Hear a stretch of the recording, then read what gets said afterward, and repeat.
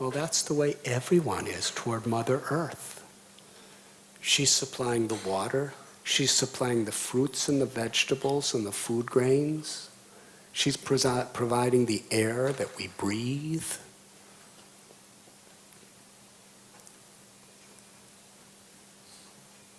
And that the earth is an expansion of the feminine potency of God. Krishna tells in Gita, Aham bija pratapita, that he's the seed-giving father of all living beings. But who's the mother? He's also the mother. Or she's also the mother. And very much through Mother Earth. Our bodies are made of the elements of the earth, are they not? Earth, water, fire, air, ether.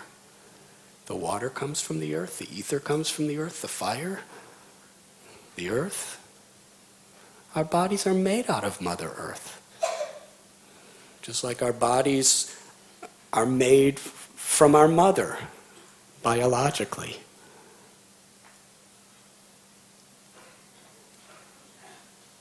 And according to the Vedic principles, there is a deity, there is a presiding personality in the earth.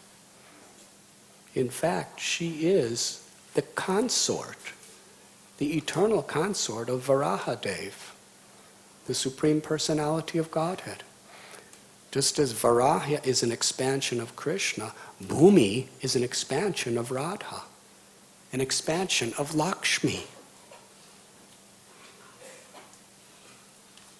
An expansion of Sita.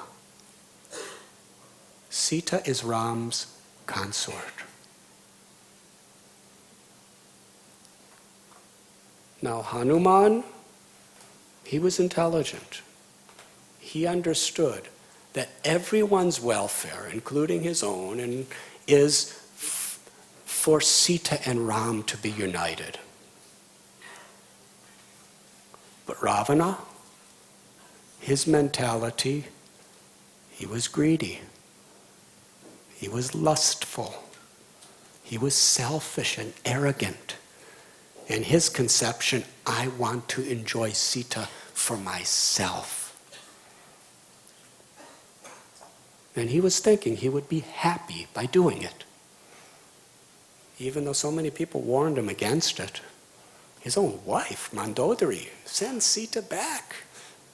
I'll do everything and anything you want. Just, I'm your wife. What's wrong with me? Send Sita back. Vibhishan, you will be destroyed. She is Ram's consort. You cannot take what belongs to Ram. Even Kumbhakarna warned his brother. I'll fight for you, but if you want my advice, you better give Sita back to Ram. And Hanuman came. He said, if you want a taste of what Ram is going to do, I'm just his menial, humble, insignificant servant, and watch what I do.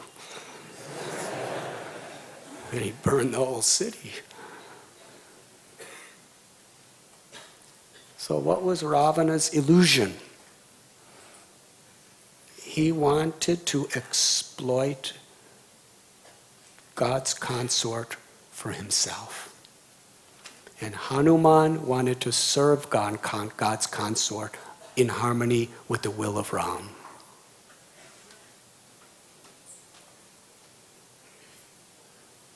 Now in Ramayana, Sita came out of the earth. And at the end of her Leela, she went into the earth. That's not an accident. Because she's none different than Mother Earth. The earth is Sita, is Bhumi, an expansion. The Vedic solution is we understand the reality as it is. The natural resources are sacred. They are God's energy. And how we respect and utilize them is what's going to determine the fate of the world.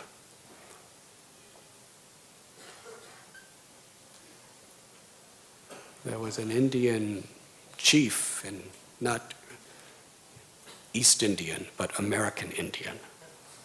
His name was Chief Seattle. Seattle, Washington was named after him, actually. Seattle. And there's a famous statement. Some say he said it, some said other people said it, but whoever said it, it was a good thing to say. Essentially, he saw when the Europeans came to the West, America, the Indians, American Indians, they were much more Vedic in the sense that they really honored Mother Earth. They considered the earth and all the gifts of the earth to be sacred. And if you take something, you have to take it carefully with respect and honor, and you have to replenish it. You can't just take without replenishing with something in a very good way. If you cut a tree, you have to plant another tree. If you grow a crop, you have to do it in such a way that you're not plundering the earth, but that you're nourishing and restoring the earth. It's a natural science. And when when the American Indians saw the Europeans coming, they were just cutting and leaving things in waste, planting and ripping. Well, to speak of stealing all the land from them themselves and putting them in prison camps, reservations. And he wrote something. He said, Mother Earth, it's like your bed. If you contaminate your bed, you're going to have to sleep in it. It's a reality. All the gifts that God has given us are sacred. Every breath is a gift of Mother Earth.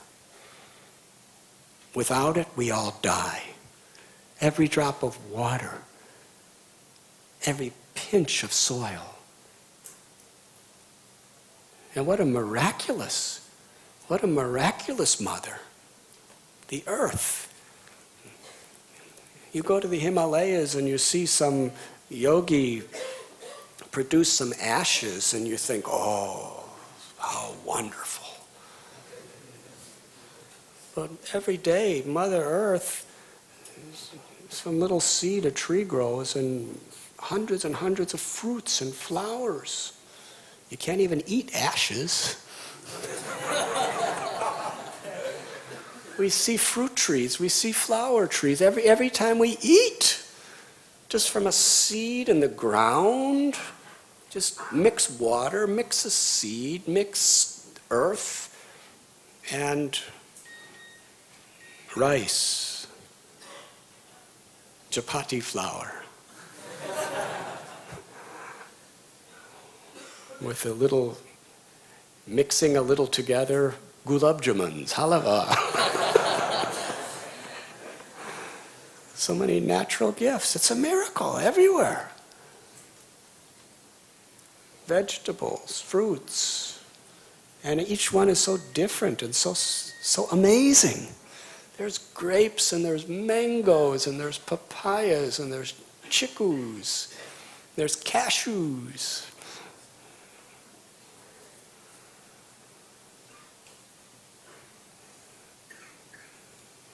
Can't we recognize the sanctity of earth as our mother? So environmentalism, from the Vedic perspective, is a divine service to God. It goes way beyond just building a better future for humanity. It's an inseparable part of Dharma, is to love, honor, and respect our mother. And from that perspective, everyone's mother. And this mother, if you're married, your grandchildren, your great-grandchildren, your great-great-grandchildren, your great-great-great-great-great-grandchildren, the same mother is going to be required to provide for them. It's very personal, and it's our dharmic responsibility. If we just have that type of consciousness, we could be happy with the simple things that God provides. If we just listic, you're not really motivated to do things. That illusion is totally dispelled by Hanuman. Who was more dynamic? Who was more hard-working than Hanuman? He could lift mountains. He could build bridges of rocks across an ocean. He could jump across the ocean. He could burn cities. He can fight Rakshasas. Hanuman was not a lazy bhakta. He wasn't, you people, you follow bhakti, what are you going to do for the world? Lazy, you just sit in some ashram and chant. What are you doing? It's like our Param Guru, Bhakti Siddhanta Saraswati Thakur. During World War II, there was, and after, he was, so many devotees were coming and they were fighting a war against Maya out of compassion for all living beings. Lord Chaitanya taught a battle against Maya. It's totally non-violent, but it's war against ignorance, illusion, and suffering through enlightenment, knowledge, and grace. But one of the big Indian generals came to Bhakti Siddhanta Saraswati, and he's saying, you're recruiting all these good men that we could use in the army to fight against the British, and you're making them sadhus. We need them. They're just lazy here in the ashram. We need them to fight for freedom.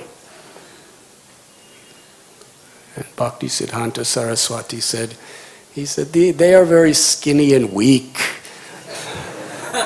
They can't help your army very much. Let them just eat some prasada, do something good for... But actually they were doing so good. Mahatma Gandhi was not physically a powerful soldier, but he did more than all the other soldiers because he had character and integrity.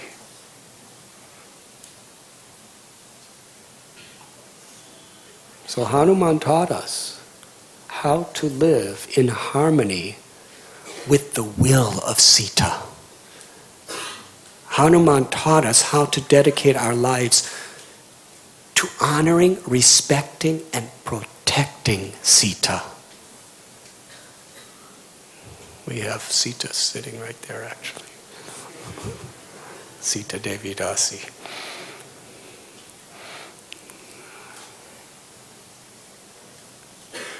In harmony with the will of Ram. This is the Vedic solution to climate change. To change our consciousness. To change it from little Ravanas to little Hanumans. From protecting the earth, from exploiting the earth for our own purposes, to protecting and honoring the earth for God's purposes. And actually, there is no other permanent solution. All other solutions, whether they come out of the United Nations or any other environmentalist organization, they may be good, they may be necessary, they may be vital. And many of these organizations are, we bow to them for their good efforts. But we must understand, unless there is a change in consciousness, it's not sustainable. Without a change of consciousness, even environmentalism is unsustainable sustainability. Does that make sense?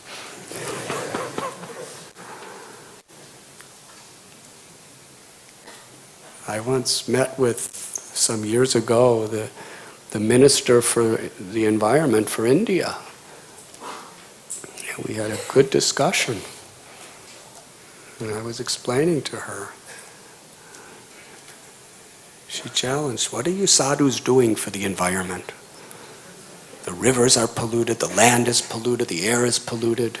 So much poison, so much toxic waste, so much dangers, ozone, greenhouse, all these things are happening, and you're just,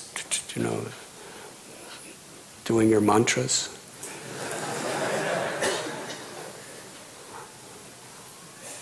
So these mantras clean the heart. The reason for all this ecological pollution is because of pollution in the heart. And even if, by making laws and reforms and educating the public very nicely about the importance of cleaning up the environment, if you clean every river, every ocean, every bit of land, and clear the air in the sky, it's guaranteed. If we don't clean the pollution of toxic greed in people's hearts, they're going to pollute everything all over again, 100%. So we have to harmoniously work side by side. We have to do these things. But we also have to educate people how to find satisfaction and fulfillment in the simple divine gifts that God has given us. Lord Chaitanya, he wrote 8 verses, Shikshastakam. It begins, Chaito Darapana Marjanam Bhava Mahadavagni Nirvapanam. Chaito Darapana Marjanam means that the mind is like a mirror that is covered with dirt. To the degree the mind is covered with dirt, it's going to impel us to speak and to act in karmic ways that pour that dirt all over the world in so many ways. And factually, disasters are very much reactions of collective karma. If we keep... Mother Earth has a body, and it's very much like our body. Mother Earth, like our body, when there's some problem, she heals herself. Yes, you have a cut, it heals itself. A good doctor doesn't heal it for you. A good doctor depends on the body to heal itself. You could have certain types of surgeries where the doctors become, they do a lot of manipulation of things. But if the body doesn't help and heal itself through that process, the person's going to die. Yes? So Mother Earth heals herself.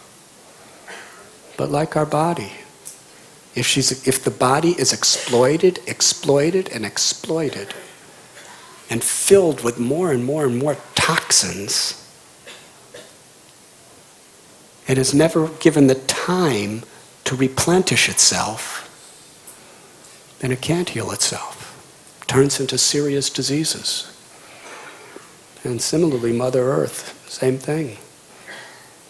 But when she gets diseased, the reactions are severe. They could be tsunamis, they could be earthquakes. It is connected with karma.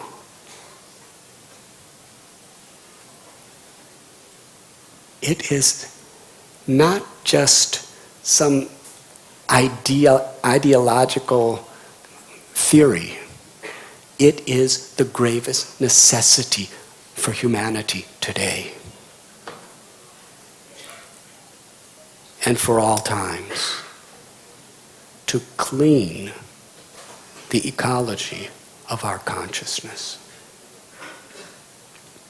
And the simplest, most powerful cleansing agent to remove the pollution of our minds and our hearts and restore the love, the compassion, and the inner satisfaction that we're all longing for